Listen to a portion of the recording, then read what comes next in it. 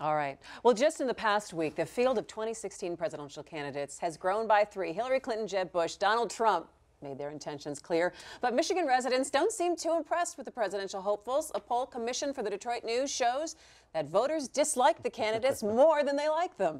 Democrats Hillary Clinton and Bernie Sanders both had high unfavorable ratings. It's much the same for the Republicans. Jeb Bush's unfavorable rating is 17 percentage points higher than his favorable rating is.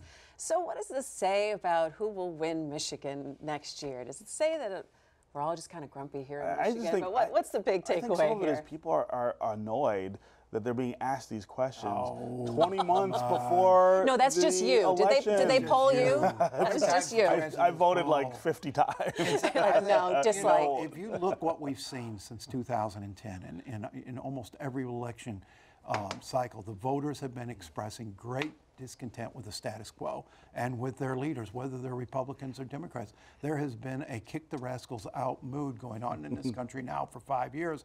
I suspect if I were incumbent, I'd look at these polls, and because I don't think they're targeted at any particular individual. I think there's just a general discontent in the country about the level of political leadership. I think incumbents are going to continue to get smacked over the next couple election cycles until we start to solve some of the problems. So will the general discontent lead to lethargy at the polls, that you won't get a large turnout? Well, sometimes it does, and sometimes, I mean, look, sometimes it turns people out. You know, I mean, the last 2 presidential elections set records in terms of turnout, and the Democrats have figured out some things in terms of getting new voters to the polls in a way that has transformed the electorate, at least in presidential years. I mean, again, I do think that there is a weariness that's associated with those numbers in particular. That why are you asking me in June of 2015 what I'm going to do in November of 2016? We haven't even seen anything from these candidates yet. But the truth is, you look at this field, both on the Republican side and the Democratic side,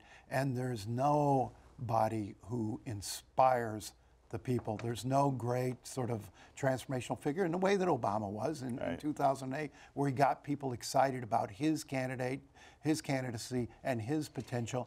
Yeah, but hasn't the time run out though for that mystery candidate to come out of nowhere and to take people by storm? Because don't you have to, by the next couple of months, declare so you can start getting the money? I don't think there's going to be another mystery candidate emerge here. I think you're looking at the candidates. The question is whether somebody can catch lightning in a bottle and start to inspire people and come up with a message that sets him or her apart from everyone else. You look on the Democratic side, I mean, Hillary Clinton's besieged by all of these questions about her ethics. On the Republican side, they're just going to beat each other into the ground.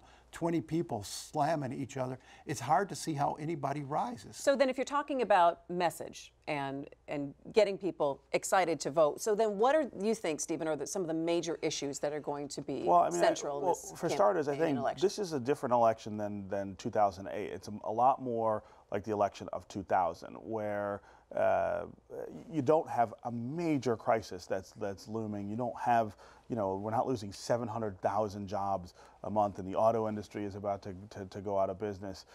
It's much more.